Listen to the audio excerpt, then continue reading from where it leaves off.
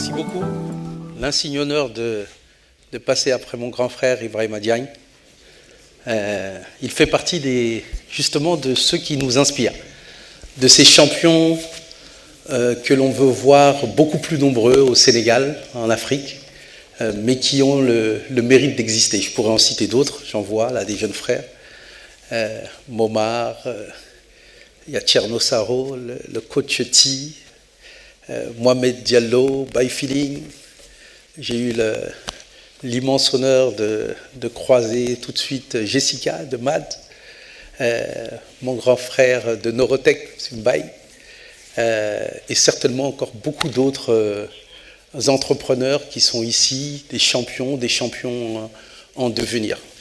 Moi, c'est Idrissa Djabira. J'ai eu l'immense honneur au cours de ces 10 dernières années de prendre part à l'élaboration de la politique de l'État en matière d'entrepreneuriat.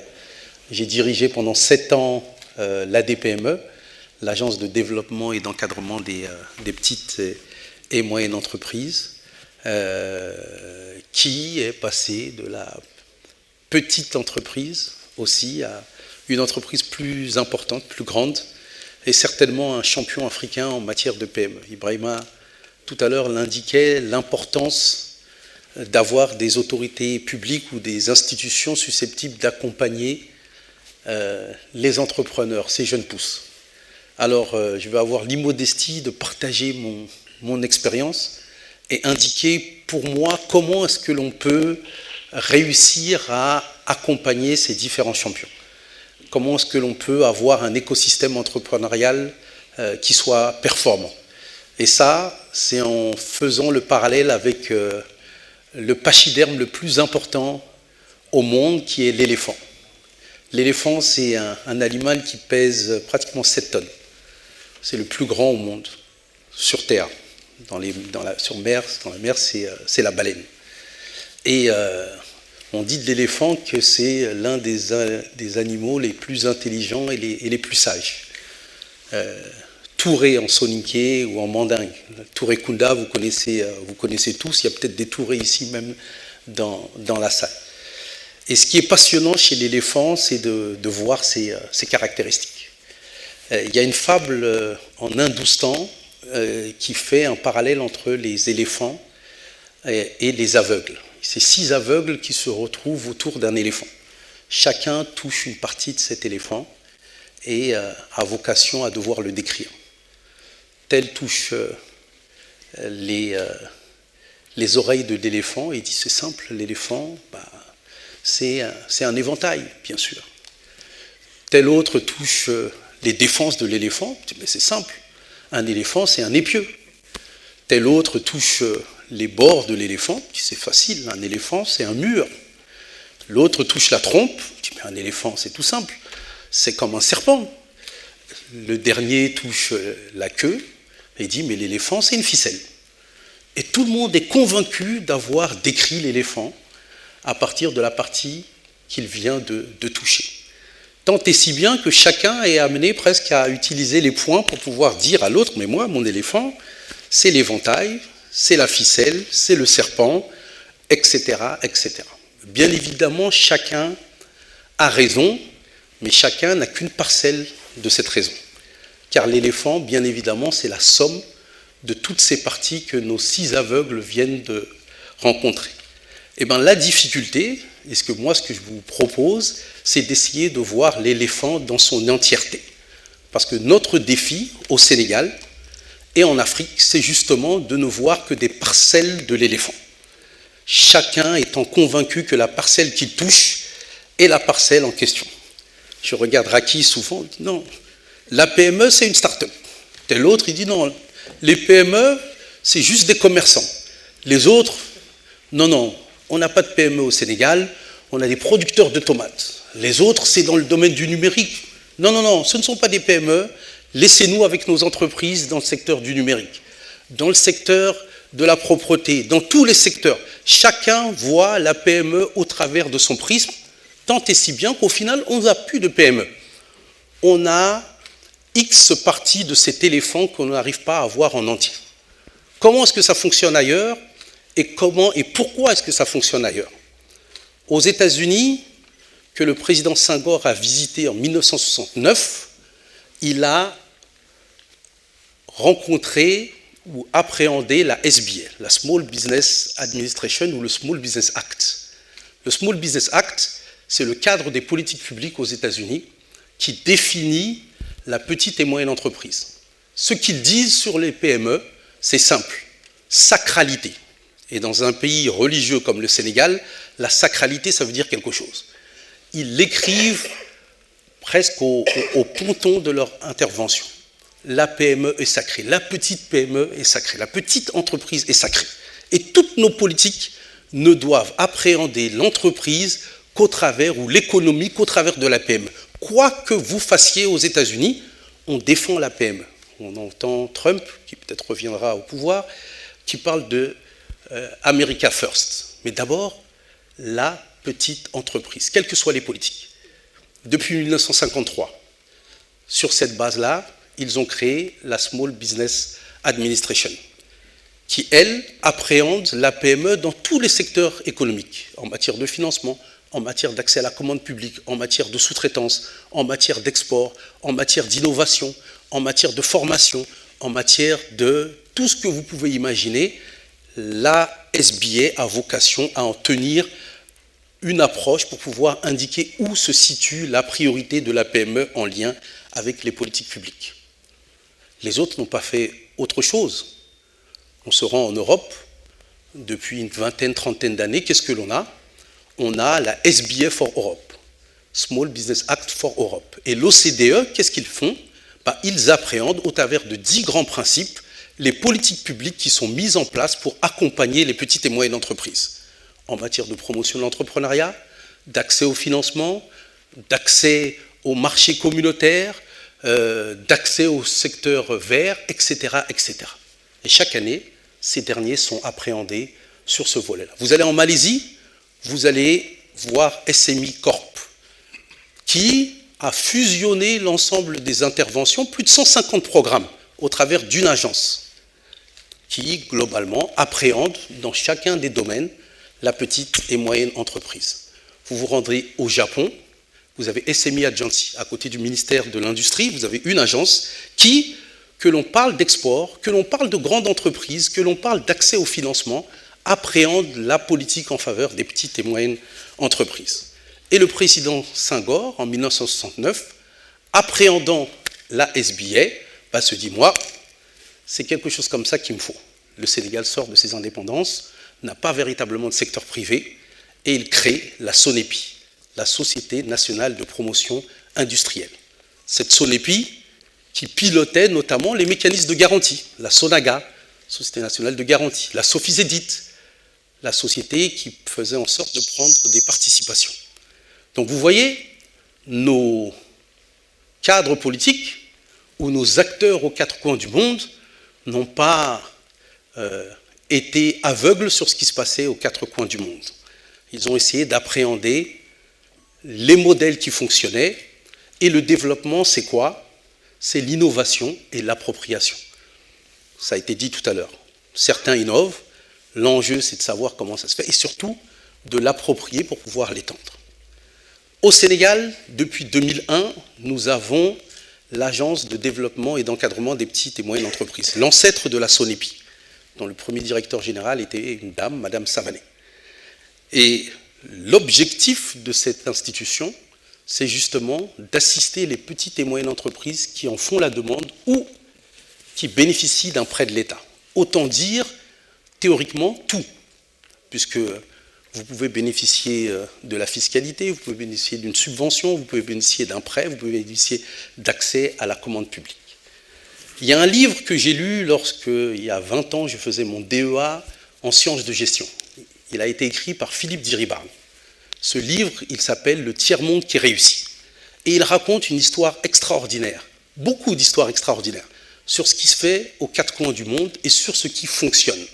Et il y a une histoire, moi, qui m'a marqué, qui s'appelle ST Microélectronique. C'est une filiale d'un groupe mondial qui existe au Maroc, dont la particularité, c'est que la filiale du Maroc fonctionne beaucoup mieux que les autres filiales en Asie et en Amérique latine. On a souvent eu tendance à dire qu'en Afrique, ça ne fonctionnait pas véritablement.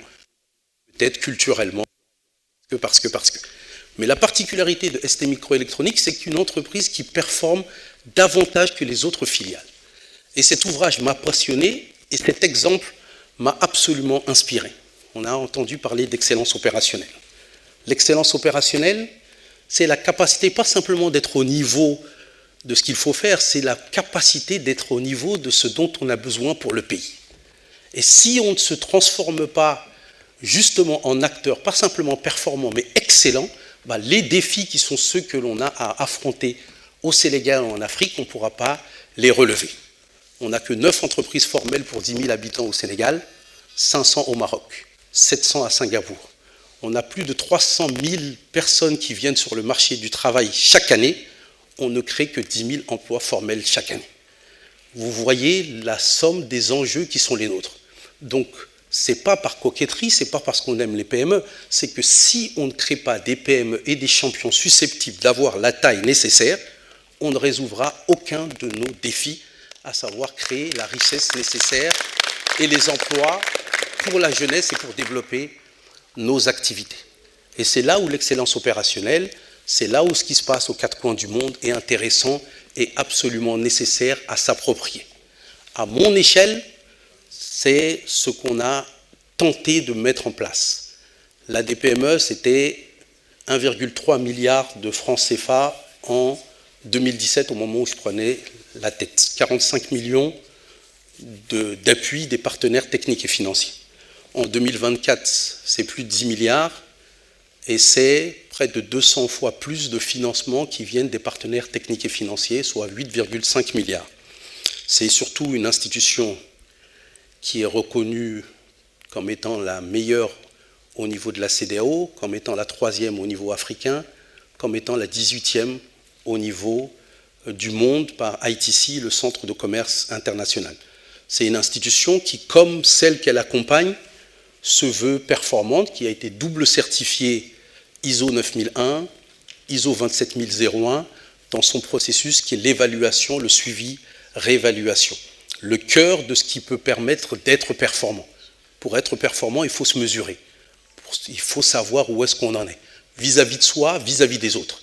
Et pour accompagner correctement les entreprises à être performantes, il faut leur fournir le carnet de santé de leur performance et de là où elles en sont.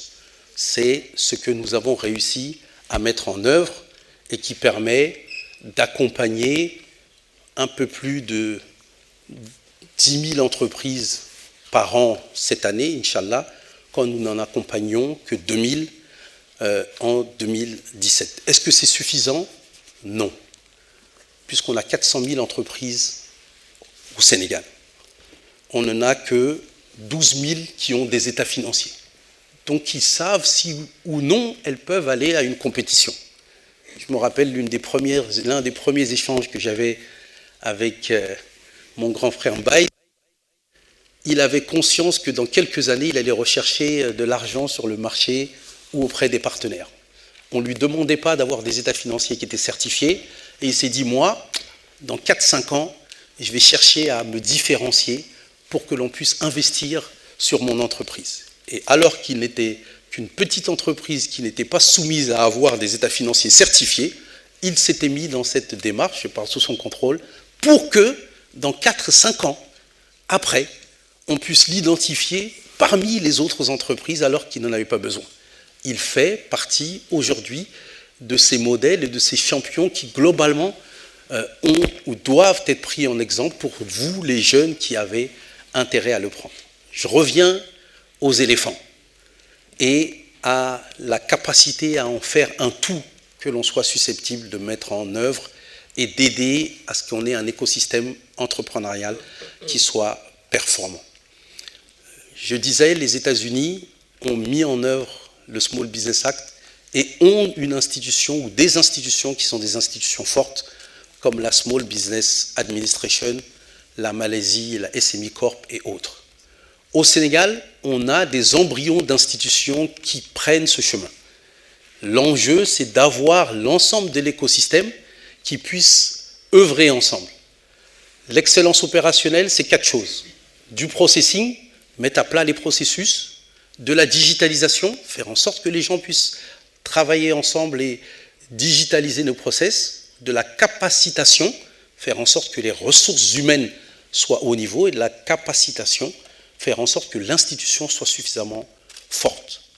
Et ces processus-là, il faut les mener de concert, pour que, au-delà de la seule institution qui soit susceptible d'accompagner les entreprises, cette institution puisse être en lien avec l'ARMP pour la commande publique, avec le secrétariat technique au contenu local pour pouvoir faire en sorte d'accéder à la sous-traitance, avec les universités pour pouvoir faire en sorte d'avoir l'ingénierie suffisante, avec l'extérieur pour pouvoir faire en sorte d'accompagner les entreprises à l'export, avec le financement pour pouvoir être en lien avec la BCAO, les institutions financières, que ce soit les banques, les sociétés de microfinance ou les institutions de capital risque.